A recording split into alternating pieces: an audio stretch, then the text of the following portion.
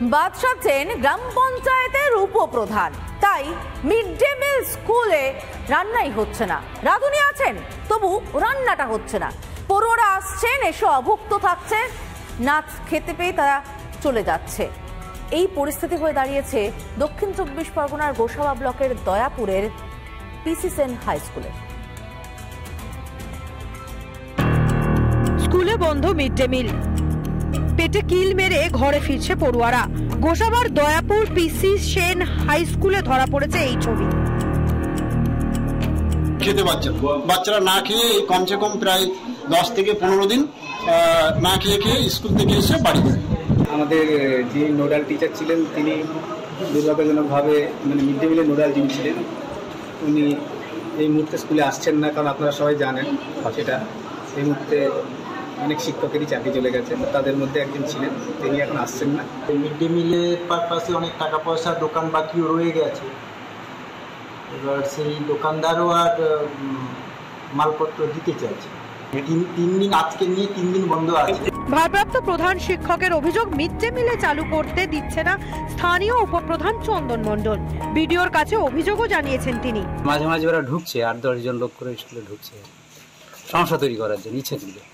স্থানীয় উপপ্রধান? হ্যাঁ, স্থানীয় উপপ্রধান সহ অন্যান্য স্কুলে যে মিড ডে মিল যারা অভিভাবক নন আর মিড ডে মিল রান্না বন্ধ করে দিচ্ছে কি উপপ্রধানই। যেটা রানীর সঙ্গে কথা বলে আমি বুঝলাম, ও কালকেও গেছিল রান্না করতে, কিন্তু উপপ্রধান নাকি বলেছে রান্না বন্ধ করতে। পাল্টা ভারপ্রাপ্ত প্রধান শিক্ষকের বিরুদ্ধে অভিযোগ করেছেন গ্রাম পঞ্চায়েতের উপপ্রধান। ভারপ্রাপ্ত শিক্ষক মহাশয় আমাদের সাতজেলিয়া অঞ্চলের দয়াপুরে পিসেন স্কুলের টিআইসি হচ্ছে কালীপদ সর্দার। সেই কালীপদ সর্দার মহাশয় অনেকদিন আসেন না, প্রায় 2.5-3 মাস স্কুলে আসেন না আসার কারণে মিড ডে মিল বন্ধ হয়ে গেছে।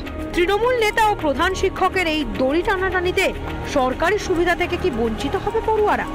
খিদে নিয়ে পড়াশোনা করে খালি পেটেই ফিরতে হবে কচিকাচাদের। রঞ্জিত সর্দারের রিপোর্ট, রিপাবলিক বাংলা। গ্রামবাসীদের বিক্ষোভের জেরে ফের আটকে গেল তারকেশ্বর থেকে বিষ্ণুপুর রেল লাইন পাতার কাজ। তাদের বক্তব্য, গ্রামবাসীদের বক্তব্য, জল নিকাশির ব্যবস্থা নেই। এটা কোথায় ঘটেছে? ভাবাদিঘিতে এর আগে আমরা দেখেছি। এবার হচ্ছে পশ্চিম অমরপুর, গোঘাটের পশ্চিম অমরপুর। সেখানে গ্রামবাসীদের বিক্ষোভ এবং তাদের বক্তব্য, রেল চালাও, গ্রাম বাঁচাও, জল নিকাশির ব্যবস্থা করো।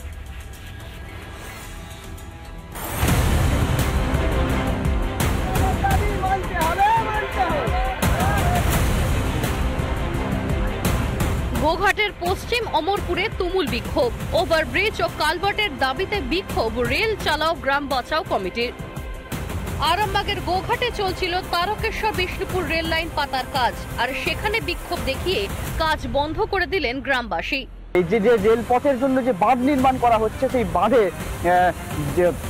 বক্স কালভার্ট থেকে শুরু করে ওভারব্রিজ থেকে শুরু করে বিভিন্ন জায়গায় নির্মাণ করে দিতে হবে, কিন্তু গ্রামবাসীদের অভিযোগ যে তা না করে শুধুমাত্র কালভার্ট দিয়ে, ছোট ছোট কালভার্ট দিয়ে তৈরি করে সেই বাঁধকে বাঁধা হচ্ছে। 14 বছর থেকে আন্দোলন চলছে, ওরা রেল বারে বারে আমাদের কাছে বসেছে, আমাদেরকে যে দাবি আমাদের ছিল ওরা দাবিগুলো মৌখিক আমাদেরকে আশ্বস্ত করেছিল, কিন্তু এখন বর্তমানে ফিল্ডে এসে আমরা দেখছি আমাদের সঙ্গে যে মৌখিক চুক্তি হয়েছিল ওরা কিন্তু তার একটাও কোনোটাতে সেই মাফিক কাজ করছে না। বন্যা কবলিত এই পশ্চিম অমরপুরে জল নিকাশি ব্যবস্থা না হলে কাজ শুরু করতে দেবেন না বলে দাবি আন্দোলনকারীদের। আমরা এখন জল আমাদের কিভাবে যেতে হবে, যেই দাবি ছিল সেটা তাদেরকে পূরণ করতে হবে, নচেত আমরা এইভাবে মাটি ফেলে যেতে দেবো না। আমরা জীবন দেবো তো মাটি ফেলে যেতে দেবো না। বক্স কালভার্ট ওইখান থেকে কাঁড়া ভিজে যেতে হবে, নাহলে গামলি মরে যাবে। চাষির ব্যবস্থা যদি না ঠিক করে, আমরা চাষিরা আমরা এখানে মরতেও রাজি আছি, তবু ওদিকে আমরা রেলের মাটি ফেলতে ওদিকে দেবো না। আমাদের যদি প্রতিশ্রুতি ওরা যদি মেনে নেয়, আমরা ওদিকে মাটি ফেলতে দেবো। কবে এই জট কাটিয়ে পুনরায় রেলপথের কাজ শুরু হবে এখন সেটাই দেখার। সৌরভ রায়ের রিপোর্ট, রিপাবলিক বাংলা। জমি নিয়ে বিবাদ এবং তার জেরে অগ্নিকাণ্ড, বিবদমান দুই পক্ষ, এক পক্ষ আর এক পক্ষের বাড়িতে আগুন লাগিয়ে দিল। শিলিগুড়ির ঘটনা, শিলিগুড়ির চটহাটের ঘটনায় চাঞ্চল্য ছড়িয়েছে।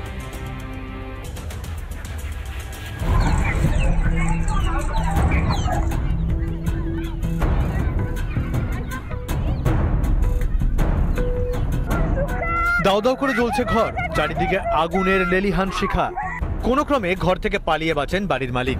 জমি বিবাদের জেরে দিনে দুপুরে বাড়িতে আগুন লাগিয়ে দেওয়ার অভিযোগ উঠল শিলিগুড়ির চটহাটের হাগড়াগছ এলাকায়। 15-20 জন আইসে সবাই মিলে এদিকে দিয়ে ঘরের বেড়াটাতে আগুন লাগাই। আর আমি ওখানে খাচ্ছিলাম, ঘরে আমাদের বাড়িতে কেউ ছিল না। আইসে কলা গাছগুলো কাটে দিয়ে বেড়াটাকে ভেঙে এদিকে দিয়ে ঢুকছে স্যার। এদিকে দিয়ে ঢুকে তারপরে আগুনটা লাগাইছে। নাজির লাগাইছে, নাজির আর ওই যে চচপাড়া ওই খালেক সুকচান আছে। অভিযোগ জমি নিয়ে দীর্ঘদিন ধরেই প্রতিবেশী দুই পরিবারের মধ্যে গন্ডগোল। ক্ষোভের আগুন দিক দিক করে জ্বলছিলই। মঙ্গলবার মোহাম্মদ নাজির সহ বেশ কয়েকজন মোহাম্মদ আলমগীরের বাড়িতে আগুন ধরিয়ে দেয়, সঙ্গে প্রাণনাশের হুমকি। আমার এখানে আমি ঘুমাইতাম, সব এগুলো সব জ্বালাই দিচ্ছে, খাবার টাবার সব শেষ করে দিচ্ছে, সব জ্বালাই দিচ্ছে। যদিও আগুন লাগিয়ে দেওয়া, প্রাণনাশের হুমকির মতো যাবতীয় অভিযোগ অস্বীকার করেছে অভিযুক্তের পরিবার। এনারা আসলো, এসে আমাদেরকে বললো যে আমাদের জমির মধ্যে ওরা বেড়া লাগাচ্ছে যাচ্ছে। তখন আমরা দূরায় এসে বেড়াগুলোকে রোক করি। রোক করার পরে ওরা কি করে, কি ভালো মন্দ ওরা বুঝলো। বুঝার পরে ওরা নিজে তেল ঢালে দিয়ে ওরা আগুন জ্বালাই দিল। আমাদের যে বাড়ির যে পাম্প আছে, ওই পাম্প দিয়ে আমরা এই আগুনটাকে নিমাতে আমরা করি। খবর পেয়ে ঘটনাস্থলে পৌঁছায় ফাঁসি দেওয়া থানার পুলিশ। আগুন নিয়ন্ত্রণে আনে দমকল। রিপাবলিক বাংলা।